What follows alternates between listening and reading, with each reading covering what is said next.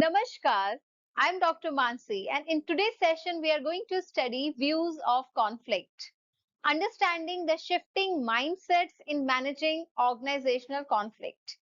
As we all know that conflict has evolved from being seen a destructive force to a driver of innovation and growth. So this session unpacks three dominant views of conflict. Number one, traditional. Number two, interactionalist. And number three, resolution focused view. To help future managers recognize when conflict is harmful, when it's neutral, and when it is necessary. So, mastering these perspective empowers leaders to transform the conflict into a collaboration and strategic decision making. So, let's explore the three views of conflict. Let's begin the first view of conflict, which is called traditional view.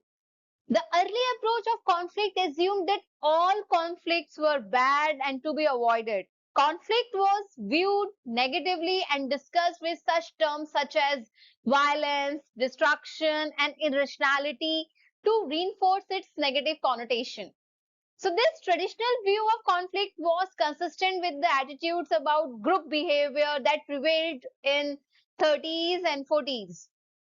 So, conflict was merely a dysfunctional outcome resulting from poor communication and lack of openness and also trust between people, and also the failure of managers who are responsive, who are like less likely to be responsive to the needs and the aspirations of their employees. So as you can see on the screen, it is the dysfunctional outcome of number one, poor communication, number two, lack of openness and trust, and number three, managerial failure. So seen as irrational, violent, and destructive and dominant in thinking uh, in 1930s and 40s. So in one word or in one line, if I give you any formula, they viewed uh, in order to improve the performance, the conflict should be eliminated or avoided, right? So let's begin with the second view of conflict, that is called interactionalist conflict view. Okay. So the interactionalist view of conflict encourages conflict on the grounds that a harmonious and peaceful and cooperative group is prone to becoming static, apathetic, and unresponsive to the needs of the change and innovation. So as you can see on the screen, conflict can be positive and even necessary, because peaceful groups may become static and unresponsive because everything in peace, everything is so, going so smoothly, everyone is so happy. So this is how things are happening. So this view thinks conflict helps grow groups to stay viable, self-critical, and also creative, and it emphasizes the functional versus dysfunctional conflict. Means it's not necessary like when interactionalist view is saying that conflicts are necessary, it means they are not saying that dysfunctional conflicts are necessary. You need to identify what are the functional conflicts and what are the dysfunctional conflicts. So functional conflicts works only when trust is high among the team members, and also team members share goals and team feels like a safe space. So three things are there: trust is high, team members share goals, and also safe space is there. So the formula for interactionalist approach is, in order to improve performance, there should be a functional conflict.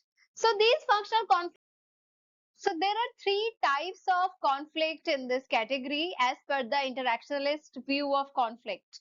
Number one, task conflict. Number two, relationship conflict. And number three, process conflict. So when we talk about task conflict, it is about goals and content, and it can be constructive. When we talk about relationship conflict, these are basically interpersonal conflict and mostly destructive. And when we talk about the third category, that is process conflict, it tells about how work needs to be done and it can be harmful. So let's begin with task conflict, which can be constructive. So it is related to the content and the goals of work and can be constructive in moderate levels if trust is really high. If trust is high.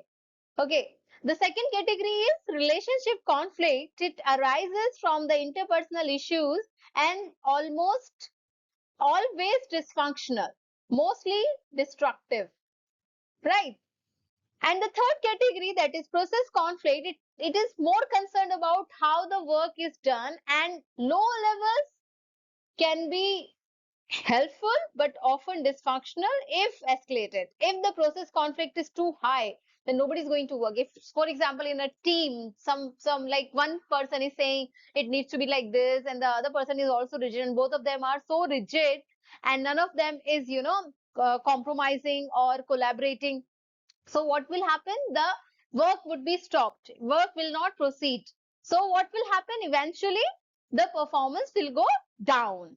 So in moderate levels, like if you are having a healthy conversation with the team, like okay, fine, you are just adopting this plan A. Let's go with the plan B as well. So let's explore the plan B options as well, and the team is ready. But if everyone is so rigid, no, my way of working is best, then the work is not done. The work is hampered, right? So these are the three categories out of interactionist view of conflict, right? So now let's talk about the third view, which is called managed conflict resolution focused view.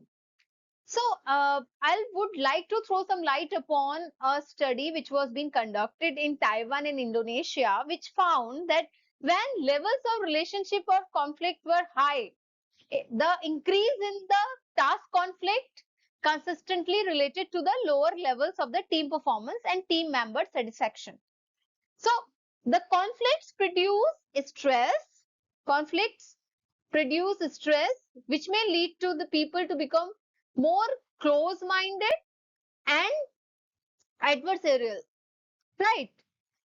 As we can see, they are saying the conflict is inevitable in organization. They focus on the productive solution or the resolution over the suppression or encouragement. They are not bothered about whether the conflict needs to be suppressed or encouraged, but rather they go for the productive solution, right? It recognizes that most workplace conflicts hurt more than help.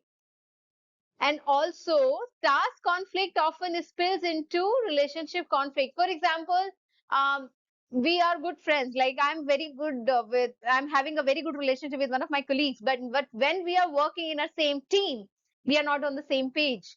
I'm thinking to go this way. He's thinking of going this way. And this something like what is happening? Boss said no.